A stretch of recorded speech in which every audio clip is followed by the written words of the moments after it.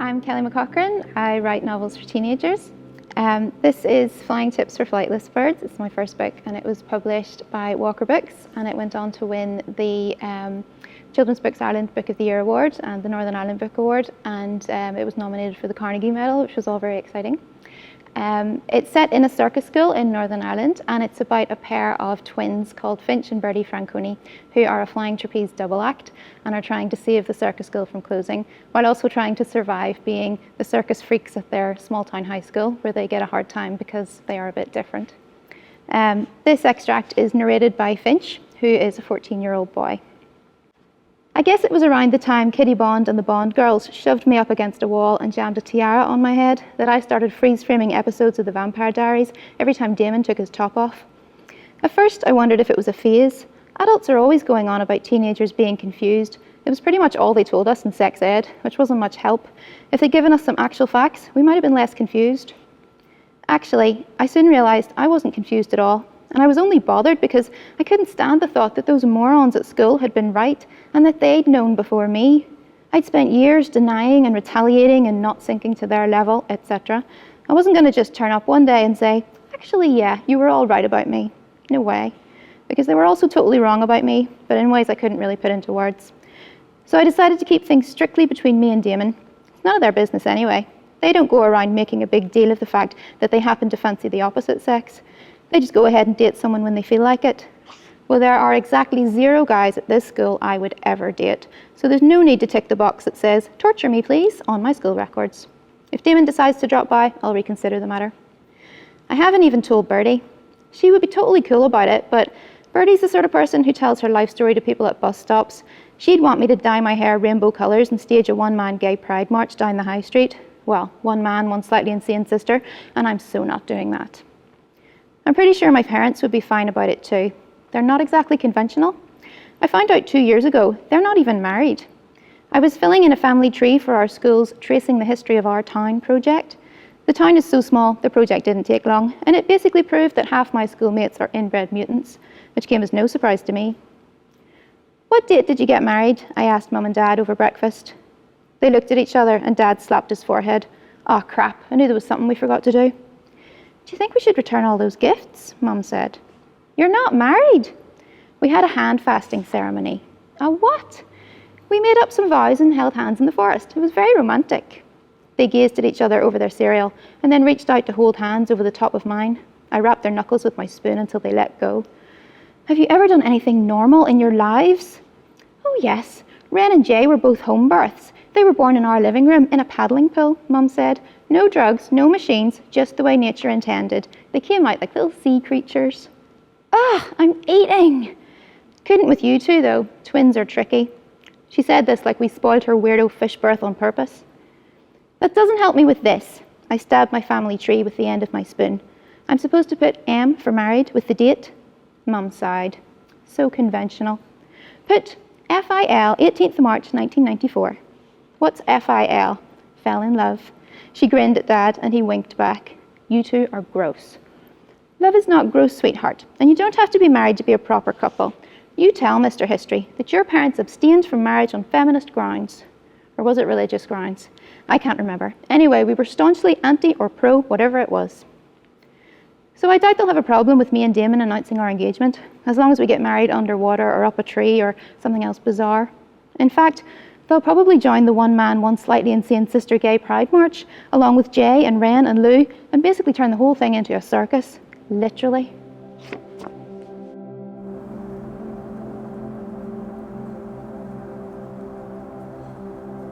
Hi, I'm Sharon Dempsey. I'm a crime writer, and my new novel, Who Took Eden Mulligan, will be out in February 2021.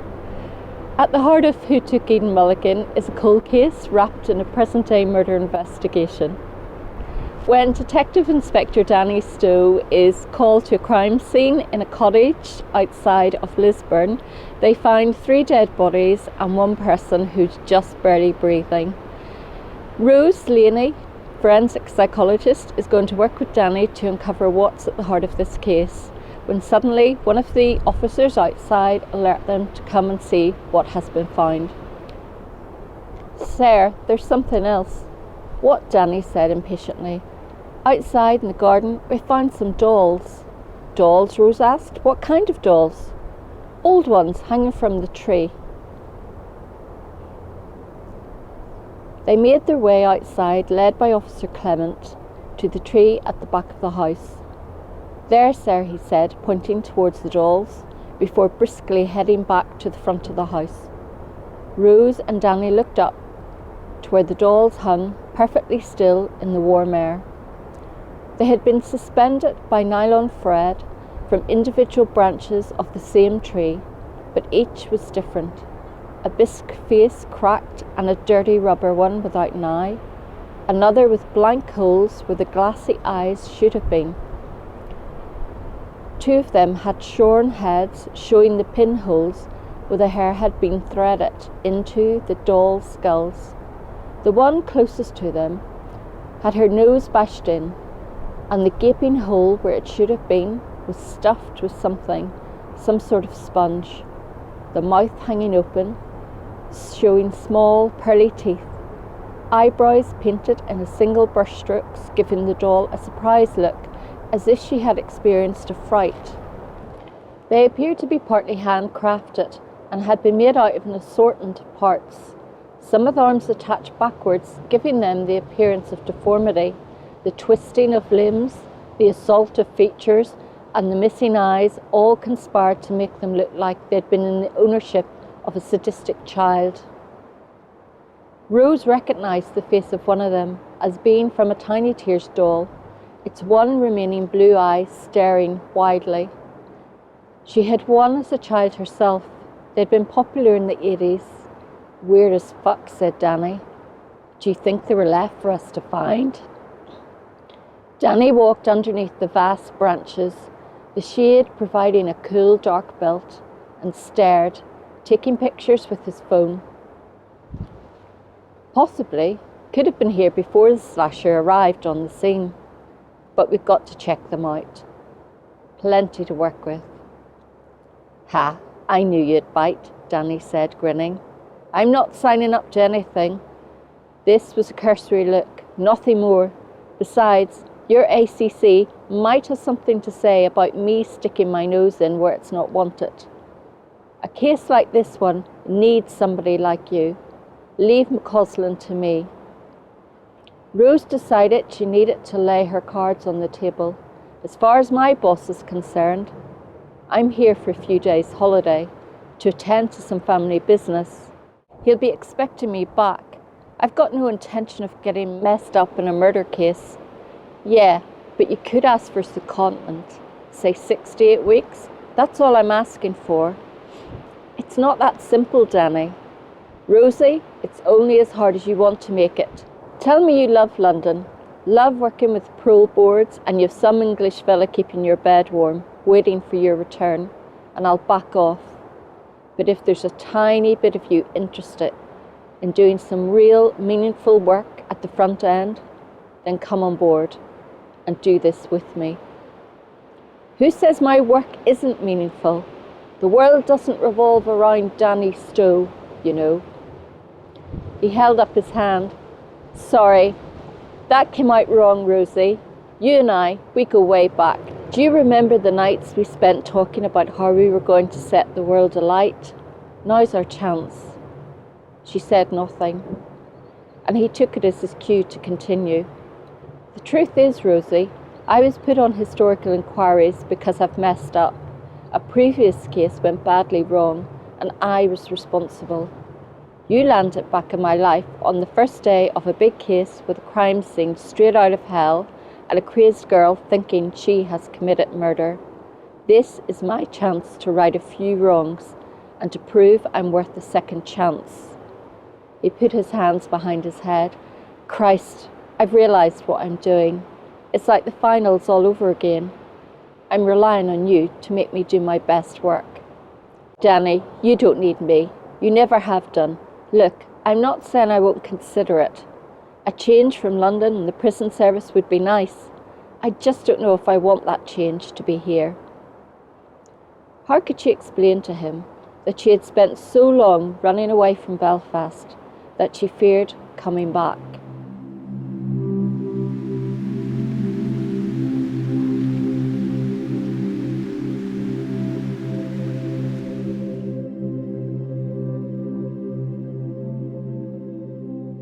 moved to Northern Ireland probably about 16 years ago. But when we came here, we decided we did not want to go to our traditional church. We looked around and found a church called Christian Fellowship Church, which is in East Belfast. And that is a church we attended for over 10 years. My mum has come to visit us for a number of times over the years. And when she speaks about going to CFC, Christian Fellowship Church in East Belfast, she says, "That's the one with the writer standing by the wardrobe, isn't it?" And I'm like, yes, that's the one. That's the one we're talking about. Well, let's be frank, Belfast is so small, isn't it? So everything is kind of really close by. And what I love is that in 20 minutes, I can nip up from the north side or the west side or the south side and come over, and it does have a different vibe to it. But it is all still part of Belfast.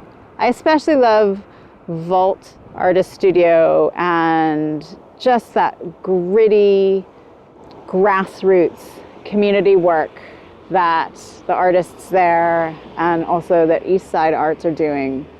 And I think it's really exciting. It's an exciting time to be in Belfast. There's some really great people doing great work here.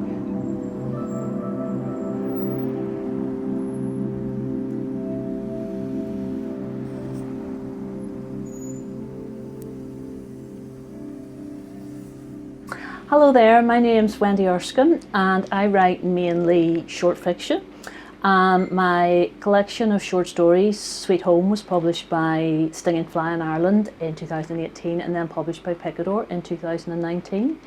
But besides being a writer, I am a full-time teacher, I'm a reader myself, I am a mum, I am a wife, I am lots of other things too. And so what I'm going to read for you today is from a piece of writing that I did for a Dublin magazine called Holy Show, and it's a piece that's all to do with skin. And so it's to do with our skin essentially being like a kind of an envelope that holds us, and it's to do with scars. It's to do with tan, it's to do with as well bodybuilding. But what I'm going to do is just read you a very, very short excerpt from this piece of writing. Bellamianta Liquid Gold, Bellamianta Dark Rapid Mousse, Carora Express, Bronzing Mousse, Bondi Sand, Self-Tanning, 4 miles of paradise, self-tanning water, Fake Baked, Luxurious Golden Bronze, Airbrush, Fake Tan by SJ Dripping Gold, Luxury Tanning Mousse, Dark Sally Hansen Airbrush, Leg, Nip and Fab, Fake Tan Miss Cocoa and Eve Sunny Honey Bronzer Foam, U-Tan X, Jane Tanning Water, Saint-Tropez Self Tan, Whip Marshmallow Bronzing Mousse, Be Bold Extra Dark Self Tan Mousse, Be Perfect 10-second Tan Self Tanning Spray, Medium Coconut. Fake tan products work when the molecule dihydroxyacetone or DHA reacts with amino acids in the skin to produce melanoidin molecules. These are relatives of the skin pigment melanin. The reaction, known as the Maillard reaction, is the same thing that occurs when bread toasts or steak browns. The distinctive smell of fake tan, sometimes likened to noodles boiling or biscuits baking or malt loaf, is caused by the reaction taking place. My legs are vita liberata, which means life released in Italian. It's manufactured in Ballyclare in County Antrim, although the company has recently been bought by a Tennessee-based US pharmaceutical firm for £27 million. Bellamianta, another fake tan, is manufactured in Coal Island, County Tyrone. There are distribution companies all over Ireland for various brands. No surprise really, Ireland is the world's second biggest market for fake tan. It was only a suntan lotion, but when I was a kid, I took a swig of my mum's Hawaiian Tropic because I couldn't believe that something so studiously exotic wouldn't taste good. But it was a soapy, chemical shock. The branding for the fake tans is mostly hyper sexy, sleazy golden and gasping. I look at the pictures of where they are distributed or made. In agricultural areas, neat brick buildings that could house central offices for cattle feed or farm machinery companies. The road where I live has many second-hand shops, places where in the window there might be, say, a scuba mask, some stripper shoes, a book about the prophecies of Notre Dame, and a kite. There's a branch of Boots, a Co-op, a Subway, and a B&M Bargains. There's hairdressers and takeaways, a carpet shop, a DUP advice centre, and opposite, a pole dancing instructional studio. There aren't any of the shops that signify a degree of gentrification, no Costa, Nero, Starbucks. There's not even a Tesco. So many shops are vacant. But what we do have are shops which offer skin modifications and treatments. Regular tattoo parlours, of course, but also places offering microblading, various injectables, tattoo makeup. When I walk down the road at 8 o'clock, practically everything is closed apart from the takeaways. Their neon lights still glow, and the good luck cat in the Chinese takeaway continues to wave its paw.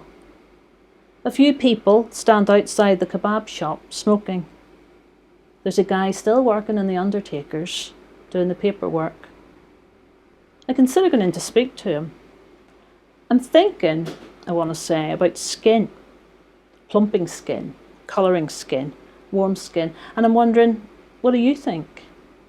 Because you deal with the skin when it's cold, clammy. You are having to put makeup on a face that's no longer alive. Someone takes the little makeup bag to do their mummy's face for the last time. Her favourite foundation, her favourite lipstick, before that skin is no more. But he is a man looking to do his paperwork at the end of the night, and so I think better of making a crude and mawkish intrusion into the world of a tired man trying to do his paperwork at the end of the night. Instead, I check out the only other places open this evening, which are the tanning studios. Let's make it a bronze Christmas, it says in the window of one. There's a picture of a mouth covered in snow-encrusted jewels. But I walk down the road to another place where the windows are blocked out by a 20-foot image of a reclining woman in a skimpy bikini. Close up, it is pixelated into hundreds of shades from pale beige to black. Outside there's a table for smokers, complete with a large fibre optic plant that changes colour. Inside, disco lights cast rotating patterns around the pictures of further women in bikinis. There's pounding dance music. Sachets of tanning oils with names like Code and Tantric are available at the counter. An advert in the window says that there's a red light treatment that's good for the skin but doesn't result in any tan. I ask if it's possible to have this. I go to a little booth where I press a button to bring down a metal shutter. There's a deodorant, some cotton wool. I take off my things and stand in the machine. There's a flash of red light, and then the tubes turn bright white. I'm standing on a mirror, and although I close my eyes, I can't help looking down at what I see. The yellow cast of the light illuminates only a few bruises where I banged myself on a wall while trying to avoid slipping on a wet floor in a bar. I wrap my arms around myself. What keeps coming to mind when I look in the mirror is an uncooked Danish pastry, albeit one at present in a type of oven.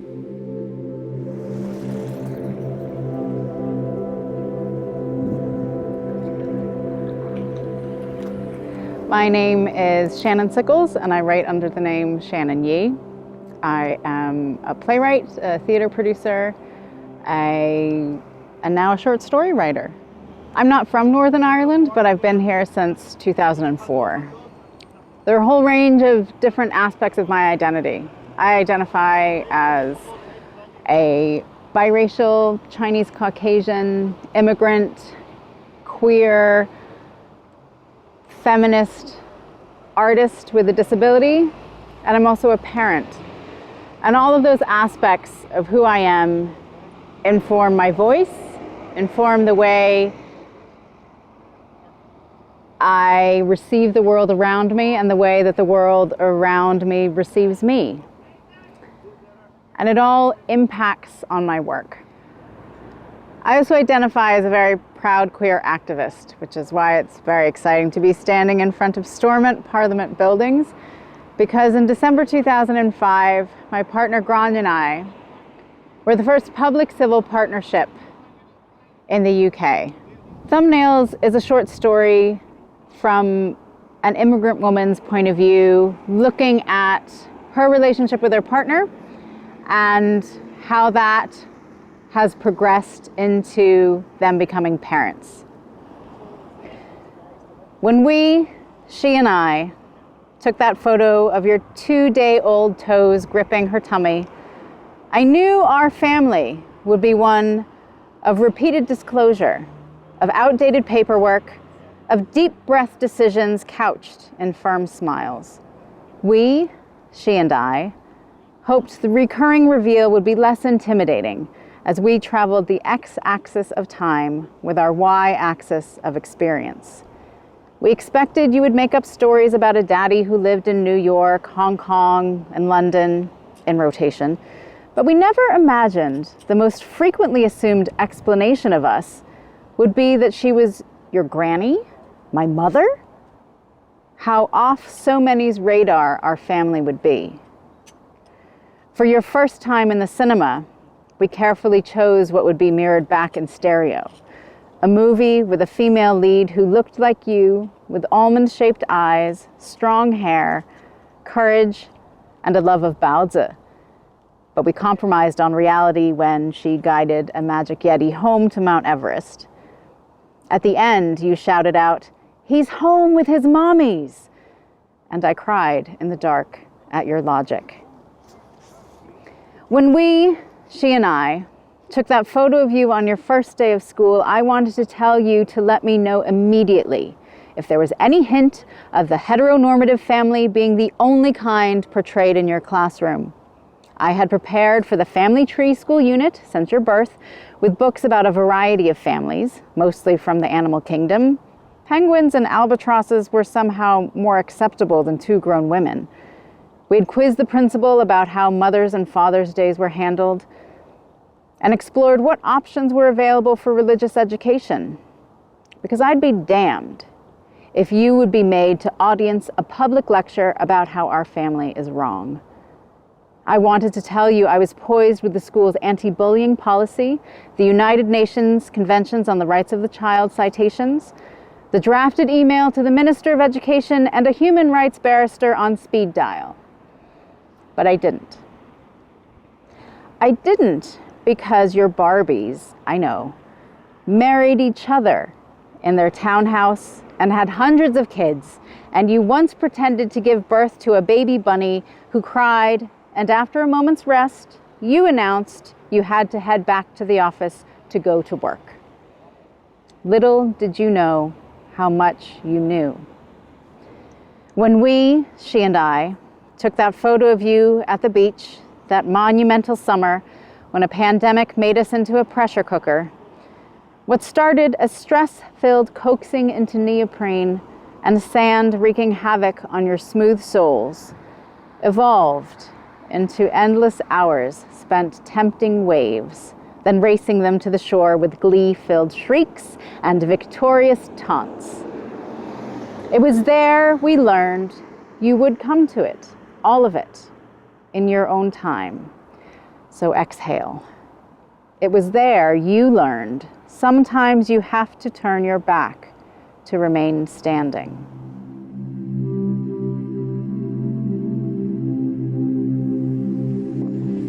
I haven't been in East Belfast in quite some time, but I'm incredibly impressed to see how much it's growing and how differently it's growing. It feels like every single Saturday for about 10 years I would have been taken here by my mother, specifically to the Newtonards Road, and specifically to strange shops that it doesn't seem like they should exist anymore, such as Glover's particularly, where we might have bought footballs or universal remotes or caps or shampoo, or really anything in the world we could possibly want seemed to be in there. And I'm really happy to see that it's still there.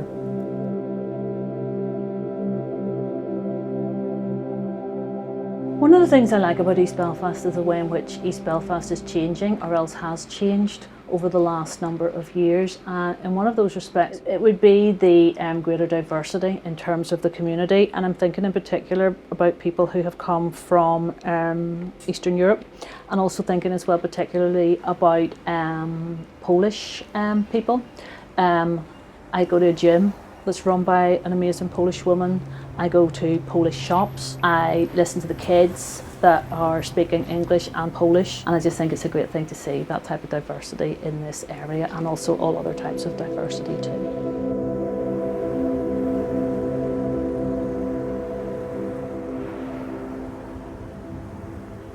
Hello, I'm Stephen Sexton. I teach poetry at Queen's University in Belfast.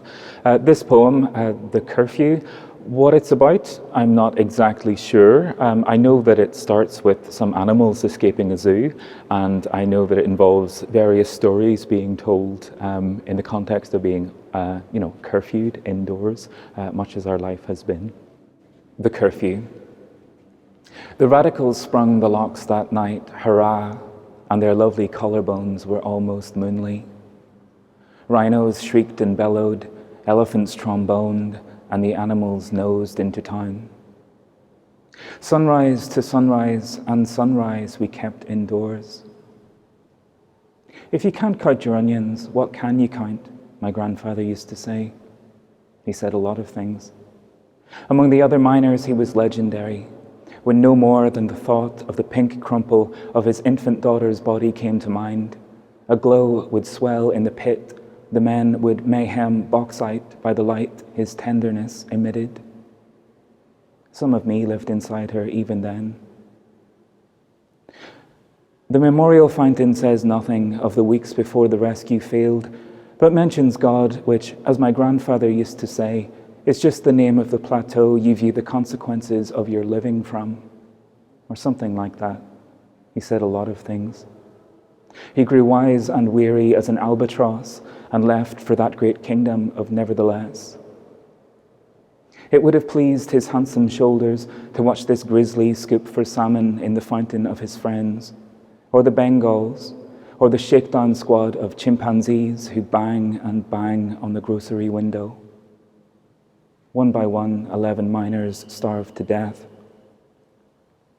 In the streets, they collar or tranquilize the ocelots and run a spike of ketamine through the plumbing in the fountain.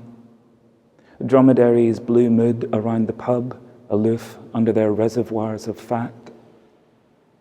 I don't sleep, but oh plateau, these days of violence have been my happiest. Even a cabbage is not without desire, my grandfather said one day. And now, among the animals, I feel under my wings the words for things I thought I knew departing. And I understand him.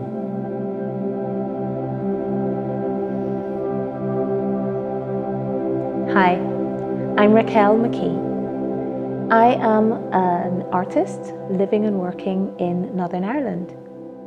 I'm also a classroom teacher in P1, and all my little boys and girls will enjoy the times we spend in various different parts of the arts, including storytelling, which is one of the things that I offer in my artwork. Today I'm going to be doing a piece called The Sound of Our Own Heartbeat, which was written in 2019 as it was commissioned for the Links and Legacy 400 project, which was organised by the African Caribbean Support Organisation of Northern Ireland in commemoration of 400 years since the start of the transatlantic slave trade. This piece takes the African concept of Ubuntu and applies it to our own lives, our own situation here. The piece, The Sound of Our Own Heartbeat, references Clifton House. It is one of the identifiable landmarks in Northern Ireland that had a voice and spoke up on behalf of the enslaved and references the transatlantic slave trade during that time. It was known, I think, then as the poorhouse, and for that reason there would have been a number of guests who have walked through these doors and been accommodated by Clifton House. One notable one amongst those was Olaudah Equiano, who walked in this very room and gave a speech here which helped the abolitionists to further the cause against the slave trade. And this is one of the reasons that we're here today in Clifton House, for the sound of our own heartbeat. The sound of our own heartbeat. Ubuntu, heal our blind spot. Ubuntu, help us see. I need you to be the better me. Cataracted by fragility and demanding gentility, we distract ourselves while our cat-o'-nines, wielded by our buccaneers, bite flesh from the oppressed. Today, high street fashion. Yesterday, cotton. Today, mobile phones. Yesterday, trains to the coast. Each bite bloodstaining our humanity with indulgences. Ubuntu, heal our blind spot. Ubuntu, help us see. I need you to be the better me. Distanced by transatlantic luxurious lifestyle, we drown out the screams of those tossed to the sharks. Yesterday, great whites attracted by the stench of blood and disease on the slave ship. Today, handlers in human trafficking rings. Yesterday, slave breeders masking men and forcing them to make them mother. Today, loan sharks intimidating victims into forced labor. And with the scream them, we drown out the sound of our own heartbeat. Ubuntu, heal our blind spot. Ubuntu, help us see. I need you to be the better me. To spin the myth of greatness, we deconstruct the other with one-sided tales of underdevelopment and ideology of inferiority. Yesterday, upstairs, downstairs. Today, racism in sport. Yesterday, branding like cattle, dehumanizing Africans. Today, Brexit scaremongering. And with that othering, we lose the offering of unity. Ubuntu, heal our blind spot. Ubuntu, help us see. I need you to be the better me. Here in soft border hinterland, we carry the memory and the potential of interface. From Olaudah Equiano's welcome to Syrian refugee provision. From United Irishmen to cross-community cultural workshops. And as we dare to lead mainland and republic alike, we resurrect hope for harmony and neural pathways for navigating peace. Ubuntu, heal our blind spot. Ubuntu, help us see. I need you to be the better me. Be the tsunami aid worker, the indefatigable enslaved. Be Una Lapping, the refugee camp nutritionist. Be Clifton House, guarding the grave. Be the Desmond Tutu, Oprah, the AIDS orphan's friend. Be the camouflage maroon revolter, the Toussaint Louverture. Be the best self that you can live, and then be so much more. Ubuntu, heal our blind spots. Ubuntu, help us see. I need you to be the better me.